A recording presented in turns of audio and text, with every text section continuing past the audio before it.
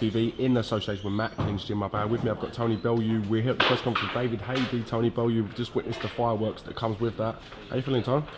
I'm disappointed really, mate. You know, he got in my face, he got really close. My thing was I was just going to give him a few home truths in all honesty, and what he done is he got right up my face. He was a millimetre away from kissing me. His lips like nearly grazed mine, and it's not that kind of party in all honesty. You know, it's a press conference. So I just gently pushed him off me, and then he punched me on the side of the head, and I was like, okay, I'm not going to start throwing punches without no gloves on. I'm not in the business. I'm a professional sportsman. I'm not a thug. I'm not a brute. I'm not stupid.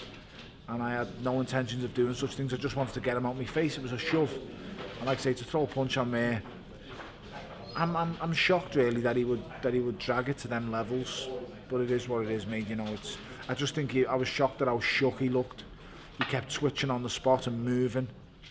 It was embarrassing, mate. It really was. So I'm not trying to represent boxing in that kind of light. You know, I just think it's disgusting and distasteful. Some of the things he said.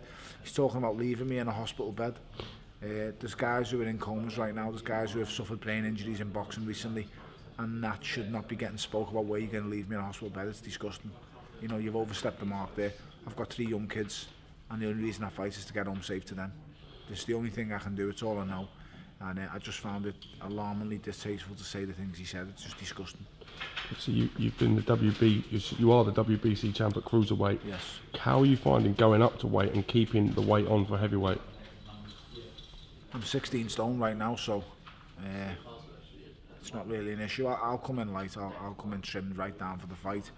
And I assume David will come in light as well. David wouldn't dare come in heavy against me. He's not going to want the speed factor to be on my side. But, you know, we'll see. It is what it is, isn't it? You know, we've just got to get on with things and just get in camp and see what happens. Enjoy Christmas, spend time with my kids, and do what we do. Cruiserweight, obviously different kind of power, different kind of timing, different kind of speed. How do you think you'll handle that step up at heavyweight and dealing with what David Haye's bringing? I'm dealing with a big cruiserweight, really, so I don't really think everyone's going on about this heavyweight issue and stuff like that. Can you name me one real big heavyweight David's beaten besides that? The circus act and Bellew. I mean, that's his best win at heavyweight. I mean, that fella didn't belong in a boxing ring, he belongs in a circus. He looked like Lurch ×2. And then after that, you know, it's just, I don't know. It's just, I don't think he's really beaten any top heavyweight, really. He danced round Bellew, he danced round Klitschko on his chance, and forget about past limits in the history. At the end of the day, David's dimensions are the same as mine. He's 6'3". With that haircut, he's about 6'6". Oh, I think he just tried to get in my face today and intimidate me and put panic in me. I just wanted to get him on my face and tell him a few home truths. Why he threw a punch at me, I'll never know. But I'll tell you something now. The punch hit me on the side of the jaw, and if that's the best you've got, lad, I swear, without gloves on, you better bring something else, because if I hit you without gloves on, you'd still be asleep now. I've got no intention of doing that. I'm trying to carry myself and carry this sport the best way I possibly can. I'm a professional athlete and I'm a businessman. I'm not a thug. And today he's just behaving, acted like a thug. He's an idiot. Do you think you got inside his head today with winding him up with the nightclub comments, the comments about BJ Flores, James, comments about his hairband? All the years we've been in boxing, and listen, I've studied boxing, I've watched it, studied David Haye's whole career. Have you ever seen him so shook? Have you ever seen him moving on, twitching on the spot as he comes to a head-to-head? I've never seen him like that. Not even against Del Boy, and he knew against Del that Del was capable of anything at any time. He just looks shook, and I don't know why. I don't know why. You know, we've had a bit of banter, a bit of debate back and forth, and I don't know, he seemed to just take it all on board and then got pent up when we got close. To throw a punch is ridiculous. It's embarrassing. It really is, but it is what it is. It's boxing, and let it just be known, I've just seen the video put on by iFilm.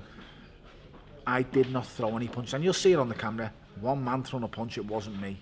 It was a shove to get him out. He come within millimetres away from kissing me, and like I say, it's not that kind of party. I'm not about that life, so I've got a missus and 3 kids. I don't need to be kissing big-haired gentlemen in press conferences, so I just shoved him off me, and it wasn't even a hard shove. Why he throwing a punch, I don't know.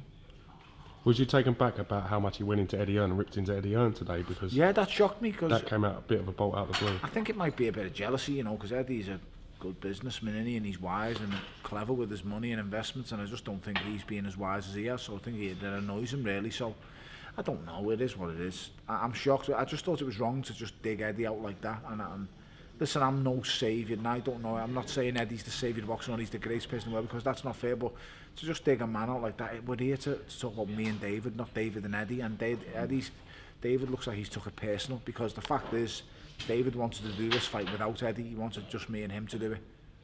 And you know, I don't know if we could or couldn't, but what I did say is I'm not willing to find out the possibilities.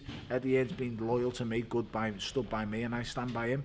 And like I say, I don't need no contract, mate. I don't need nothing with anyone. Shake your hand. My word is stronger than any signature on a piece of paper. And he's got my word and I've got his. So I'm not going nowhere for nothing. So simple as that, mate.